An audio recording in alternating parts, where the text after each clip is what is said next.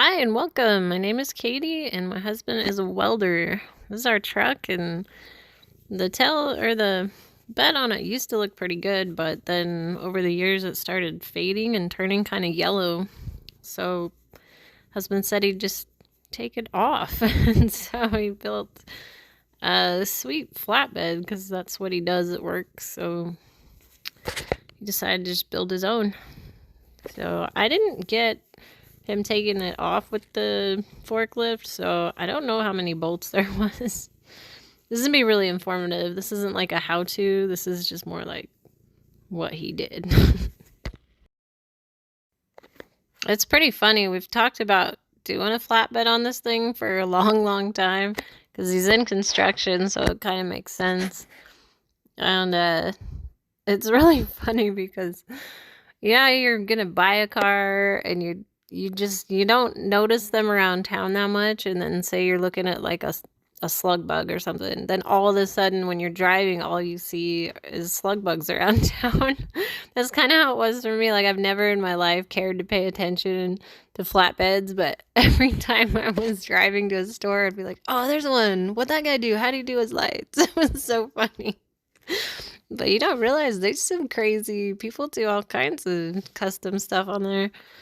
He kind of built this big outline frame of it and laid it on there, and then we just clamped up like a ton of different options. I didn't film all the crazy ways he had it clamped up, but this is kind of what we wound up going with. He didn't want the bar on the back to come up too high into the window.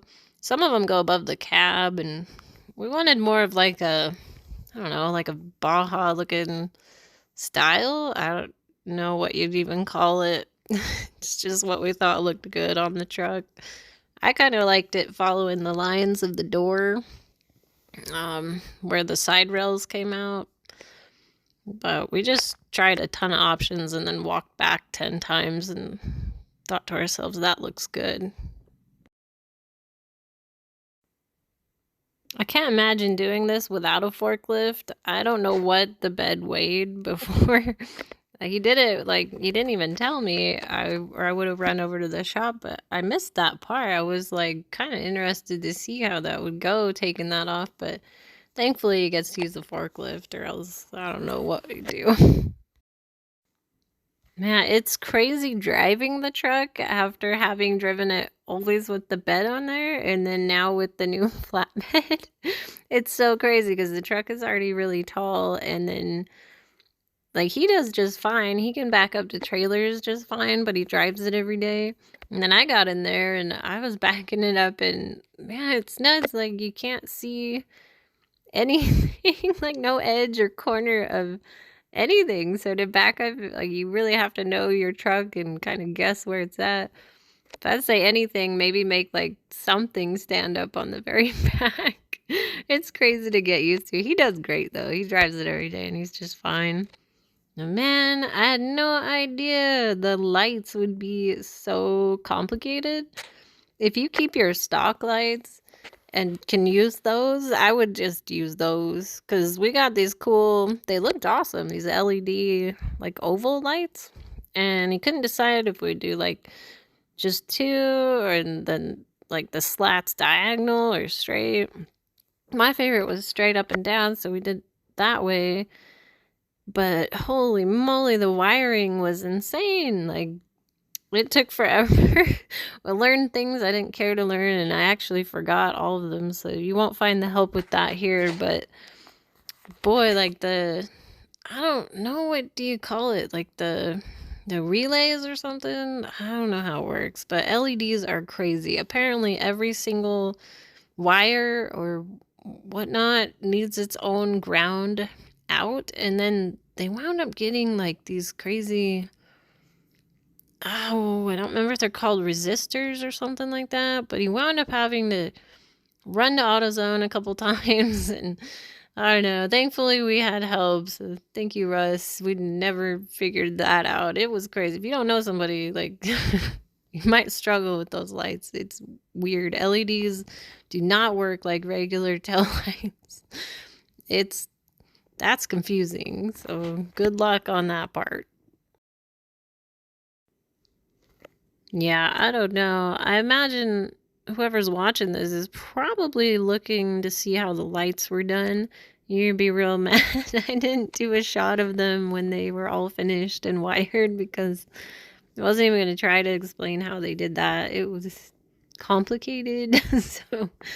But I imagine a lot of people are trying to figure it out. So if you're an LED expert, please write below for people what to do and what to buy. There's these weird wire harnesses. I mean, we tried some odd things, and by the end of it, I don't know what they had come up with, but they work. So yay. It was really hard to find things under there. We were looking on the what do you call it, like the fuse box.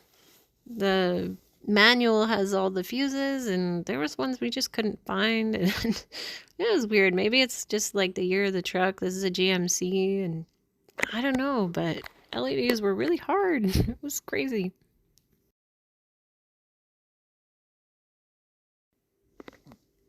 Later on, he wound up he welded on some more big anchors, or like, I don't know what you call them, what you strap like the tie down into, you hook it into. He added a whole bunch along the whole thing, because he's usually putting like the welders up there and who knows what. But it's nice for the dirt bikes and just everything. So now you can tie down across. We went and got a toolbox, and that was pretty handy to have all those on there. But you won't see them yet. At the very end, I think you can see them. They're just around the outer edges. It was pretty funny too, because this is a work truck, and this is what he drives every day, and he's like hauling crazy stuff around in there all the time.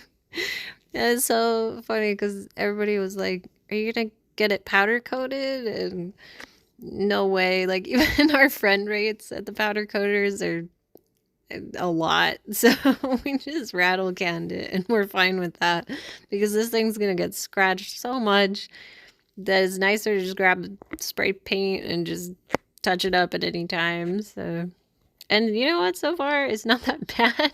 He was so mad at himself because there was a ton of runs. We usually do like not bad when we spray paint stuff, but I think maybe we're just rushing or something, and it was like windy. All the elements were against us when we painted this thing.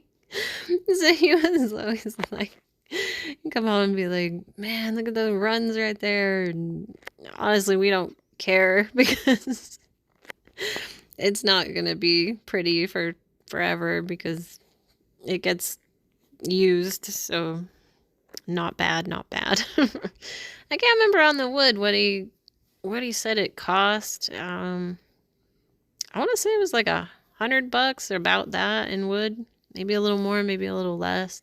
We got these big planks that were already treated with something, because they came kind of like not wet still, but they weren't dry. It was like a really heavy. These things were heavy, and then he cut them all with the saw there. I missed that, so again, I didn't film like anything good. But he measured them and chopped them up, and then set them all in there and made sure they all fit. And then he got some sealant. There's Daisy. She's awesome. And she was our other painter. So this is her sealing up all the boards, helping Dad out. It's pretty cute. So Daisy built this bed, everybody. And yeah, and then he drilled all the, I don't remember how many screws he did or what kind. I can put that below somewhere. This is a really descriptive video, you guys, but yeah, he had to drill a ton of holes though. I mean, he screwed these suckers in there good. There's a bunch.